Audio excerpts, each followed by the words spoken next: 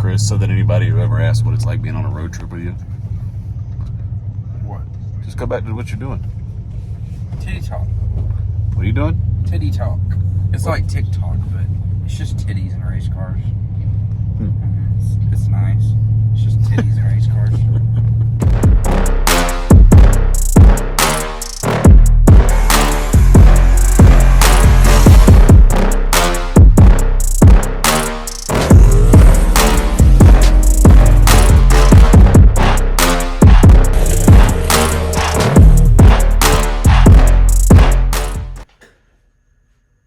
Okay guys, this one's going to be a little bit different than we're used to. It's probably not going to be as entertaining. You're probably not going to laugh at this video if you do at any of the other ones. Realistically though, if you're here to, see me crawl in or out of a small car, or if you're here to, watch Chris talk crap about somebody's build and their quality of work, usually mine, this is probably going to be the video for you. Click through, find another one, and maybe grab one of ours or go check out somebody else. But if you want to know what it was like to go to Devin Vanderhoof and Pete Harrell's up arrow manipulation class, stick around. That's what we did this weekend. We wound up going, and Saturday all day long was in the classroom. We weren't really allowed to do any kind of filming.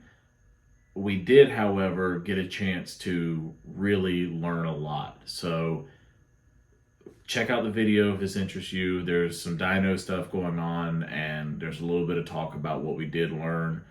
But for the most part, I just want to say, go to the class. If they have an opening at any point, if you hear about a class that is available for you to go to with these guys, jump on it. Do not hesitate. It will absolutely change the way that, if you're already a tuner, it will change the way that you view tuning. If you're not a tuner and it's something that you've always thought was kind of daunting, or that you needed help from somebody else, it will change that. They will give you the confidence and the knowledge and the skill to take care of things yourself. So that being said, we can go ahead and jump straight to day 2. That's where I was able to start filming it. So, like I said. Well, it is day 2 of our trip. Now, we weren't able to film anything yesterday because originally the email said that we weren't allowed to have any kind of videos or pictures of anything from yesterday, because that was when they were giving most of the technical information that they're actually selling as the class, which you can sign up. There's 2 other class dates this year. We'll probably put a link to that. That way, if you're interested in doing it, the information, fantastic. If you don't know anything about tuning, this class will change that. It's pretty cool the way they go through and they teach you not only, you got to know the basics already. If you don't know your way around a little bit of Holly software, it's going to be a pain, but they do go through and give you the parameters in which you would want to focus on, is all I'm going to say. It will make you a better tuner as far as understanding what it is you're doing, and they really go in depth and explain the how everything is working, as far as what timing really is, and what you're actually using fuel for. And if you're curious about the answers to those, sign up for the class. Highly recommend it. That being said, the Airbnb here is very nice. It's got its own little mezzanine and everything out here that Chris kind of went overboard. We were supposed to stay in a hotel, and he said, nah, we're not doing that. So we have a really nice Airbnb. We'll do a quick little walkthrough, even though it's messy as shit from 2 nights of us being here. But today we actually get to go and play on the dyno at Pete Harrell's shop. Now, yesterday, originally we were supposed to be working on, I think we were supposed to be working on beer money, I think is what they were going to be doing. So I guess something happened though, and we're not able to work on it anymore. I guess he broke it, something like that. Maybe it wasn't beer money. If it wasn't, it was blasphemy.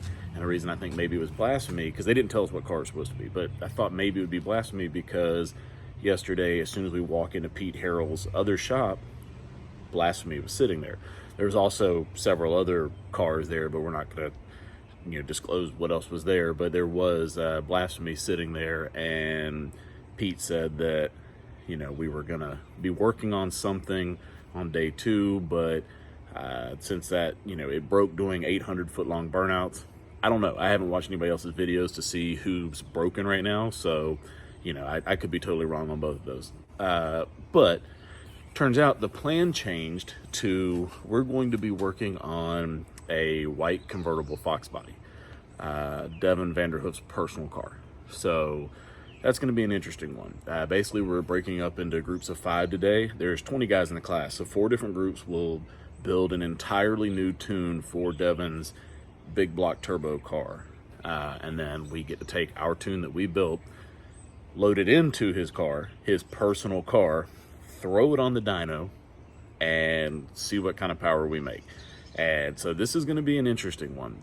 Devin's putting a lot of trust into a lot of people here, so that's kind of an interesting thing. I'm sure he's going to obviously look over everybody's stuff before he lets it go, but still, I mean, that's pretty wild. So we were at dinner, and we said, hey man, it kind of sucks. We wanted to make a video while we were here, and he said, dude, I don't give a shit. Make one tomorrow. It's fine. So we're going to take him up on that. So today we're going to try to film as much as we can. I've got fantastic movie star hair right now, so we're going to put that to good use, and we're going to see if we can't go blow up somebody's convertible today. So real quick, because we've been talking about methanol all weekend here, a couple things to kind of be preaching about, right? This funnel is like $60 or $80, and it comes with a 10 micron filter in it, right? And that's important because these big injectors, if they get shit in them, you'll know, because it'll pour out everywhere, right? So it'll hang open. So spend a couple bucks to get a decent funnel. I don't know where this came from. Summit probably. Fell with a 10 micron filter. Also, the fuel system in the car, don't use cheap hoses, right? Just don't use them. They fall apart, they become brittle, and the rubber inside of them falls apart and clogs up injectors. That's where a lot of injectors get a bad rap from, is from these things we're talking about. Also, if you run a mechanical pump, make sure you run a 10 micron hose filter. I like the System 1 stuff. Aeromotive makes a good one. I believe Peterson makes a good one too. But 10 micron, and it should be huge. Yeah, stainless. Yeah, stainless, or that, what's that other shit that they use? Glass. Micro glass or something? Yeah, I think that's a good filter as well. So our very first task we had to do was basically just build a fresh fuel map, air fuel target table, timing table, and just kind of get all of that thrown into the car and try to get it to idle. So once we had done that, Devin kind of wanted to look over everything, make sure it all looked pretty good, and then it was time to make the first initial dyno pull. So he just kind of looked over everything, agreed that it was right, and that everything looked like it was okay to give it a shot. And so Pete jumped in the car and went ahead and made the first pull.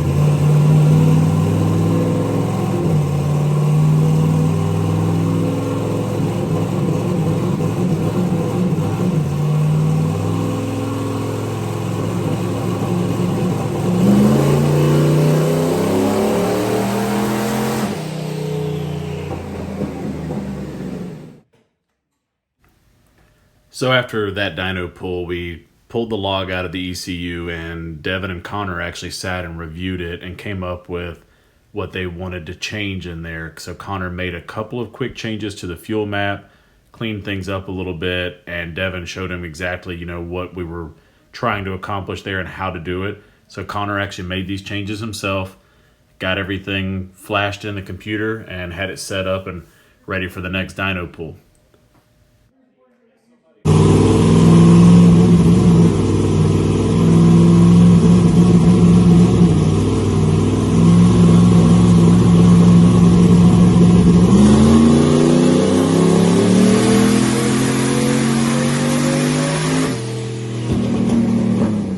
several pulls so far, just kind of cleaning up the tune and trying to get things right. Everybody's inside right now looking over it, doing corrections on the tune, and what we're about to do is load it in and actually try to make a real power pull on the dyno. It's obviously limited. We're not making full power. We're probably going to be doing, 10, 15 pounds of boost at the very most. I don't even know if it'll be that much. We're going to throw it on and see what corrections we made and see if it actually worked out and make sure the fueling and the timing and everything looks okay. So let's see how that goes.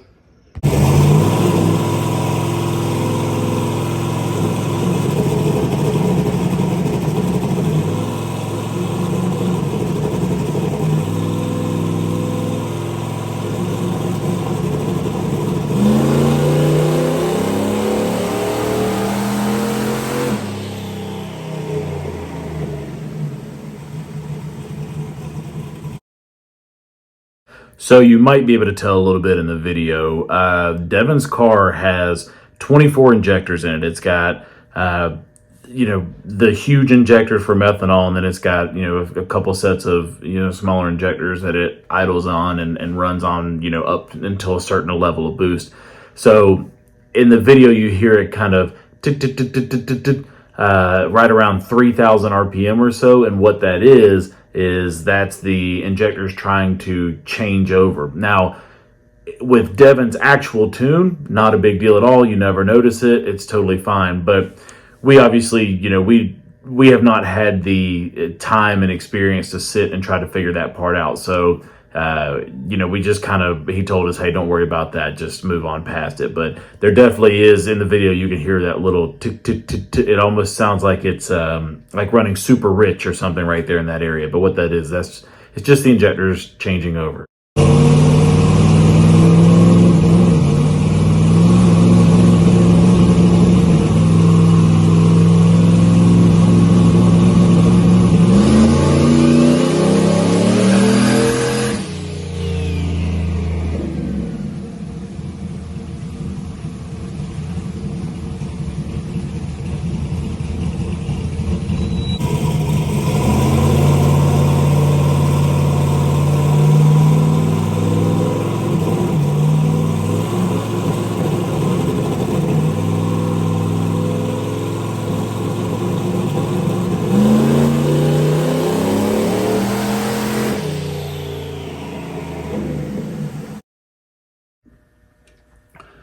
Looking at the data log here, there was a couple of small changes that needed to be made. It needed a little less fuel. It was kind of rich as it came up through the RPM. And then we wanted to pull just a degree or two of timing out of it. That was mostly Devin taking a look at it and knowing his own car and knowing what it liked.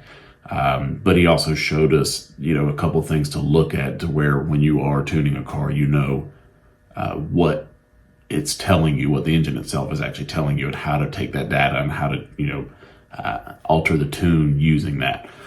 So we did that, and then we also added in 5 more pounds of dome. So I think it had 10 pounds of dome on it at this point, which basically gave us right around 15 pounds of boost. And so that's basically what we were doing, was altering the tune to where this next pull would be able to make what was going to end up being our peak power. We weren't going to turn it up any more than that for what we were doing. The car normally runs on 50 plus PSI, but we just were building the map for this area.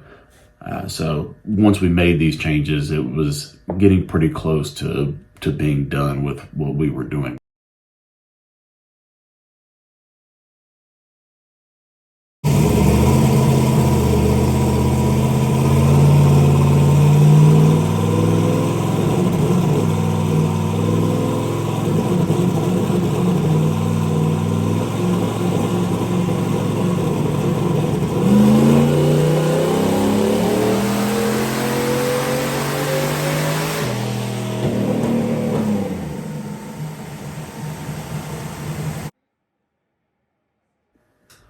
One more real quick adjustment here, where we had a few little small issues with the closed loop being like up into like 7 or 8% correction.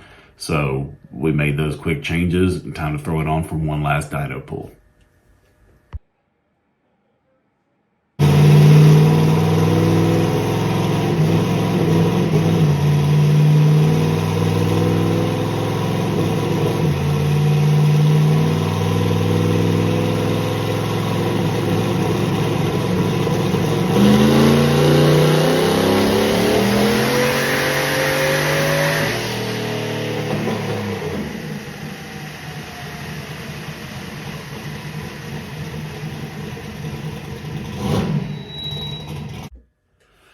All right, so after having done several pulls and making several changes to the tune, now one thing that wasn't really clear on the video because it was hard to, again, film everything, was that what we were doing was, yes, we were making quick changes, but we would also take the laptop and the data log and we would go inside the shop, and the entire group of us would come together and look at this and say, hey, what kind of changes do we want to make? So the video kind of shows it like, you know, just a few of us are doing it, maybe everybody's standing around, but that was not the case. Realistically, everyone there had a chance to do what the video shows us doing. I was trying to be, you know, as discreet as possible and not make it about making a video, because the class really is an excellent opportunity for somebody to learn, like I've said 100 times so far.